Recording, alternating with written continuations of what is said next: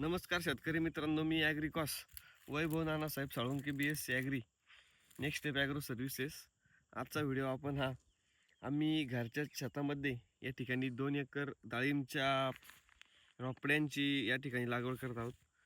Super भागवा या ठिकाणी या व्हरायटीची आम्ही निवड केलेली आहे आणि 12x8 या ठिकाणी आम्ही अंतर घेतलेलं आहे. डाळिंब शेती करत असताना सर्व शेतकरी बांधवांना मी एकच आव्हान करेल की जमीन हा फॅक्टर या ठिकाणी खूप महत्त्वाचा डाळिंबामध्ये असतो.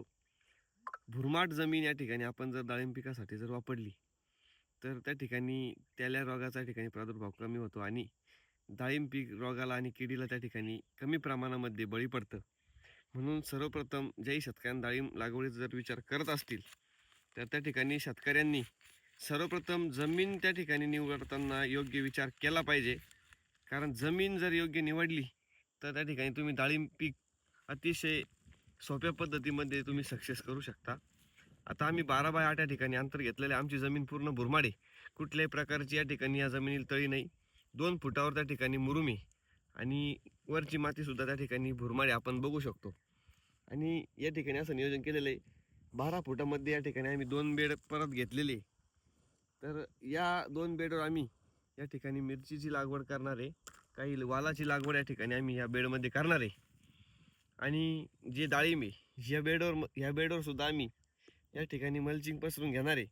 आणि मधला जो 8 फुटाचा स्पेस आहे, या 8 फुटामध्ये आम्ही 4 झाडं या ठिकाणी लावणार आहे. आपण बघू शकतो 4 झाडं लावली म्हणजे इथपर्यंत झाड येईल, इथपर्यंत झाड येईल. झाडापासून 2-2 फूट अंतर मोकळं राहील.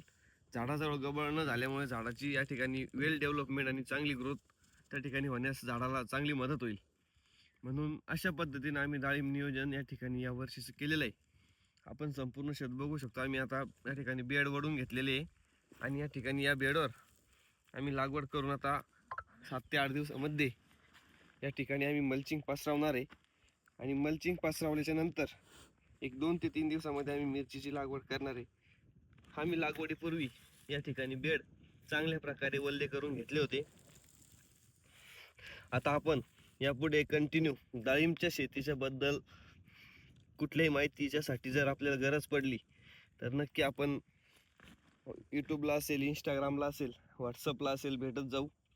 आणि त्यावर ज्या काही शंका असतील शेतकऱ्यांच्या किंवा किडीन रोगांच्या बद्दलच्या ज्या काही अडचणी असतील किंवा छाटणीच्या बद्दलच्या ज्या काही अडचणी असतील, सुरुवातीच्या काळापासून तर 18 महिन्याच्या पहिल्या 12पर्यंत किंवा 12 महिन्याच्या पहिल्या 12पर्यंत आपण कशा पद्धतीने नियोजन करणार आहोत याच दृष्टिकोनातून आपण संपूर्ण व्हिडिओ बनवत राहणार आहेत. व्हिडिओ आवडला असेल तर लाईक करा, शेअर करा. धन्यवाद.